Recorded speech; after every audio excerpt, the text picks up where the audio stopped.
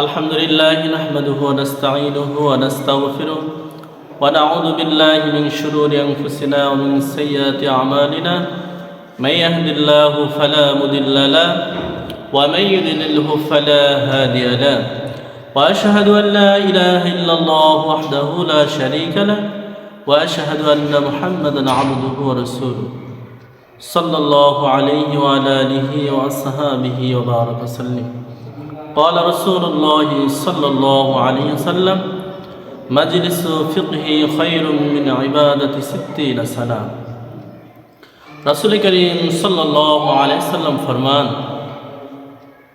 যে আসলে আমরা দ্বীনের নিসবাতে আসতে এবং বসতে কৃপণতা করি। এখানে যে আমাদের কি ফজিলাত কি হাকিকত রয়েছে এ সম্বন্ধে আমাদের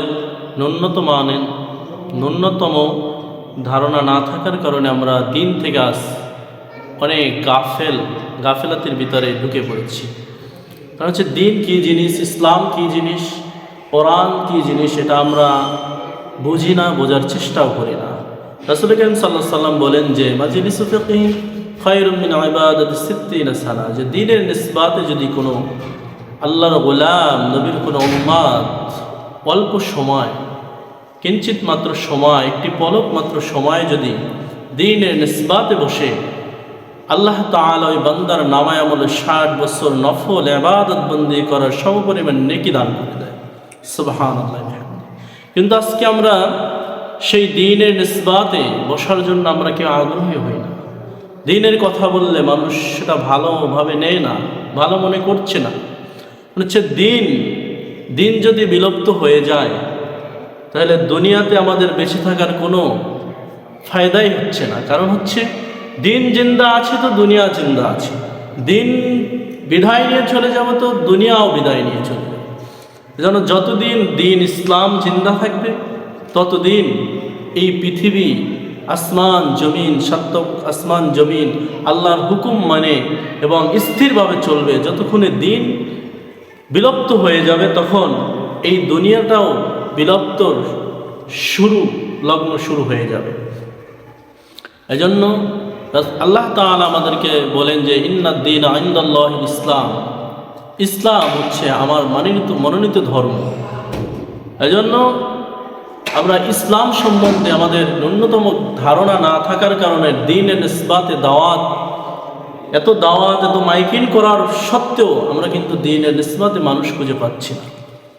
দিনটা এত জরুরি, রাসূল করিম সাল্লাল্লাহু আলাইহি সাল্লাম বলেন যে পানি, মাছের জন্য যেভাবে পানিটা যত জরুরি তার চেয়ে বেশি জরুরি হচ্ছে প্রত্যেকটা মানুষকে দিন শেখা, দিনের নিসবাতে আসা, দিনের সাহবাতে বসা, দিনকে কি জিনিস এটা আমার ন্যূনতম ধারণা না থাকলে আমি দিনের পথে কিভাবে চলব।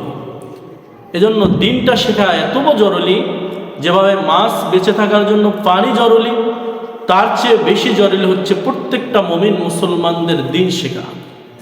এজন্য বুখারী শরীফের প্রথম হাদিসের ভিতরে এসেছে যে তলাবুল ইলমি ফারিদাতুন আলা কুল্লি মুসলিম। রাসূল করিম সাল্লাল্লাহু আলাইহি সাল্লাম বলেন যে প্রত্যেকটা মুমিন মুসলমানদেরকে আমি দিন শেখাকে ফরজ করে দিল আল্লাহ তাআলা।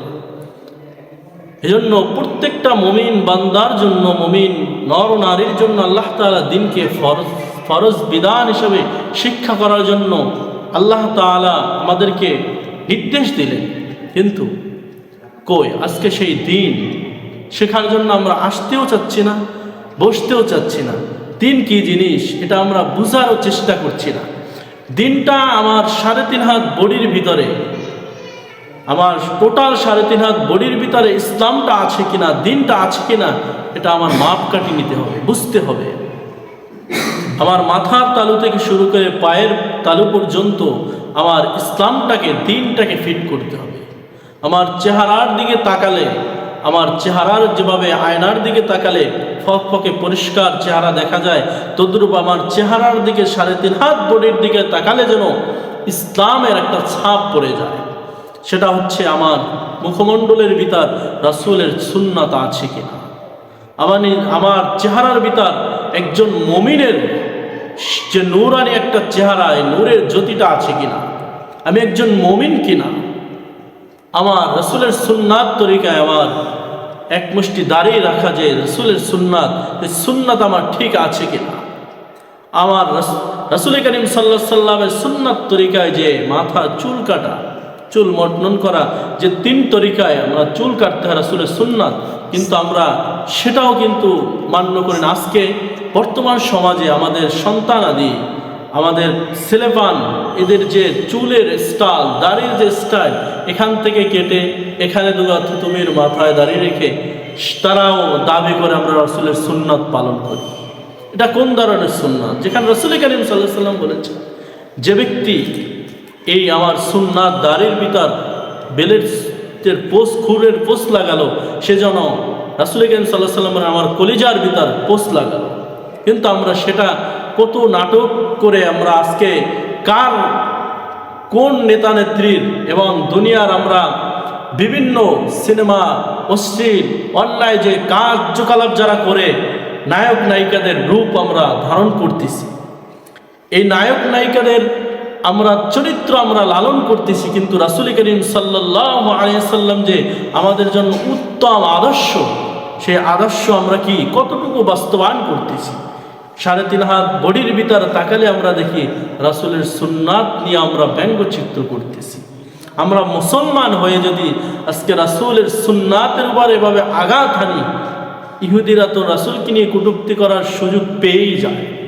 এজন্য রাসূলের সুন্নাত আমার 3.5 হাত বডির ভিতর, ইসলামটা আমার 3.5 হাত বডির ভিতর আছে কিনা, এজন্য ইসলামটা আমি আগে নিজে যখন সংশোধন হতে পারবো, যে আমার 3.5 হাত বডির ভিতর ইসলামটাকে আমি যখন নিয়ে আসতে পারবো, তখন আমি মানুষদেরকে ইসলামের কথা বললে, ইসলামের পথে দাওয়াত দিয়ে মানুষদেরকে হেদায়েতের বাণী শুনিয়ে আল্লাহর কোরআন থেকে আলোচনা করে মানুষদেরকে হেদায়েতের পথে দাওয়াত দিতে আমি সক্ষম হব।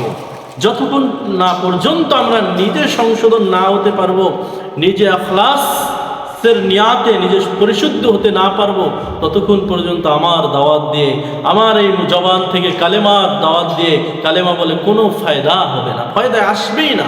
কারণ হচ্ছে নিজে যতক্ষণে আমল করতে না পারবো, ততক্ষণে আমার নসিহত দ্বারা কোনো মানুষের কোনো ফায়দা হবে না।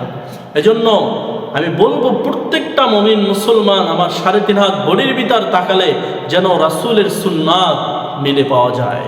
আমার 3.5 হাত বডির ভিতর তাকালে যেন ইসলামের ছাপ পাওয়া যায়।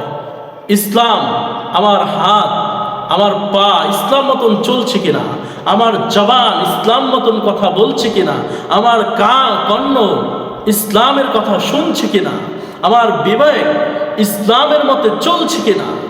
আমরা বিভিন্ন নেতা নেত্রীর কথা মেনে আমরা বিভিন্ন রকমের তাদের পরামর্শ নিয়ে আমরা জিন্দেগি যাপন করতেছি, কিন্তু যেই পরামর্শ রাসূল করিম সাল্লাল্লাহু আলাইহি সাল্লাম আমাদেরকে দিয়েছেন, কিন্তু সেই পরামর্শ আমরা না নিয়ে আজকে বিভিন্ন মানুষের পরামর্শ নিয়ে, বিভিন্ন নেতা নেত্রীর কথা শুনে আমরা বিভ্রান্তির দিকে চলে যাচ্ছি। এভাবে কালকে ভাইয়ের সাথে যেই দলেরই হোক, যেই মতেরই হোক, সে বলছে আজকে ইসলাম দিয়ে কি হবে, বলছে ইসলাম ইসলাম করে আমরা যে মুখে ফেনা তুলে ফেলি, কিন্তু ইসলাম দিয়ে কি হবে? ইসলাম যদি ক্ষমতায় আসে তাহলে তারা কি করবে? তারা তো ইসলাম নিয়ে ব্যবসা করবে। নাউজুবিল্লাহ মিন যালিক। আজকে রাসূল করিম সাল্লাল্লাহু আলাইহি সাল্লাম আরো একটা কথা বলল, যে আজকে আপনারা ইসলাম সম্বন্ধে কথা বলেন, আবার ইসলামের জয়গান গাচ্ছেন, আবার ইসলামের ভিতর ইহুদিদেরকেও নিচ্ছেন, এদেরকে আবার নমিনেশন দিচ্ছেন, এভাবে বিভিন্ন রকমের প্রশ্ন করে। ভাই, আমি বললাম যে রাসূল করিম সাল্লাল্লাহু আলাইহি সাল্লামের মদিনার সনদ সম্বন্ধে আপনার ন্যূনতম কোনো ধারণা আছে কিনা? তখন বলে সে বিষয়ে তো আমি জানি না।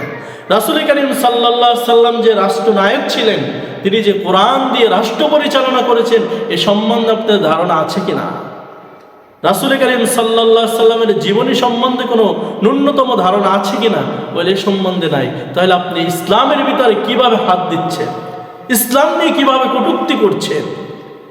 ইসলাম কি বলছে আমি সেটাই জানি না, নবীর জীবনেই জানি না, রাসূল করিম সাল্লাল্লাহু আলাইহি সাল্লামের সুন্নাত আমার ভিতরে নাই, কিন্তু আমি ইসলাম নিয়ে বাজে মন্তব্য করতে, কটূক্তি করতে বিন্দু মাত্র দ্বিধাবোধ করি না। এজন্য বলবো যে আমরা সবাই মুসলমান, আমাদের ধর্মের নাম ইসলাম। যেই ধর্ম নিয়ে রাসূল করিম সাল্লাল্লাহু আলাইহি সাল্লাম দুনিয়ার জমিনে পদার্পণ করেছেন, সেই ধর্মের নাম আছে ইন্নাদ-দীন ইনদাল্লাহিল ইসলাম। ইসলাম মানো তো, তাহলে তোমার জীবনে তোমার শান্তি আসবে, কল্যাণ আসবে। আর ইসলাম ছাড়া যদি তুমি যেই পথেই চলো, যতই ভালো মনে করো, ওই পথে কোনো দিনও সুখ শান্তি কোনো দিনও কেউ এনে তোমাকে দিতে পারবে না। এজন্য প্রিয় ভাই, দোস্ত, বুজুর্গ, বলবো আমরা ইসলামকে নিয়ে বাজে কটূক্তি না করে আগে নিজে পরিশুদ্ধ হই। আমার 3.5 হাত বডির ভিতর ইসলাম আছে কিনা, আমার 3.5 হাত বডির ভিতর আল্লাহ তাআলার দ্বীন আছে কিনা, এটা আমি অনুসরণ করি, অনুকরণ করি। যখন আমি নিজে পরিশুদ্ধ হতে পারবো, আমার মাধ্যমে আল্লাহর দ্বীনের কাজ হবে এবং আমার মাধ্যমে ইসলামের পরিপূর্ণতা পাবে। এবার আমার মাধ্যমে মানুষ হেদায়েতের বাণী শুনে হেদায়েতের প্রতি মুহতাজ হবে। এজন্য দ্বীনের পথে রাসূলের সুন্নাত মোতাবেক আমরা জীবন যাপন করে আল্লাহ তাআলার সন্তুষ্ট নিয়ে যেন আল্লাহ তাআলা ডাকে আমরা সাড়া দিতে পারি।